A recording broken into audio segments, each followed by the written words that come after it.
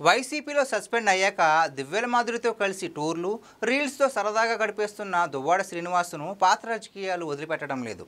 వైసీపీలో చురుకుగా ఉన్నప్పుడు ఆయన పవన్ కళ్యాణ్పై కొన్ని అనుచిత వ్యాఖ్యలు చేశారు. మామూలుగా విమర్శలు చేసి ఉంటే ఎవరూ పట్టించుకోరు.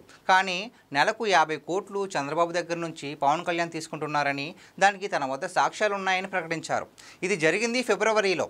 అప్పట్లోనే జనసేన శ్రేణులు ఆయన పైన పోలీసులకు ఫిర్యాదు చేశారు. ఇప్పుడు అది కేసు అయ్యింది.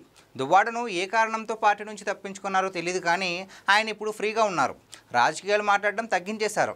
మీడియా ఇంటర్వ్యూలో ఎప్పుడైనా రాజకీయ ప్రస్తావన వస్తే, అది కూడా వైసీపీ ప్రస్తావన వస్తే వ్యతిరేకంగా స్పందిస్తున్నారు.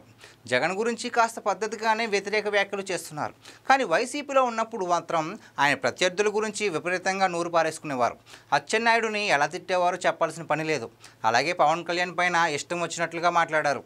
ఆయన రాజకీయాల్లో చేసిన ఘోరాలపై కేసులు నమోదయ్యాయనుకున్న సమయంలో ఫ్యామిలీ డ్రామా బయటకు వచ్చింది. అప్పటి నుంచి ఆయనపై ప్రత్యేకంగా కేసు పెట్టి అరెస్ట్ చేయాల్సిన పని లేదు. ఆయనే కావాల్సినంత వినోదం పంచుతారని సైలెంట్గా ఉన్నారు అందరూ. అదే జరిగింది కూడా. ఇప్పటికే ఆయన జీవితం నవ్వుల పాలయ్యింది.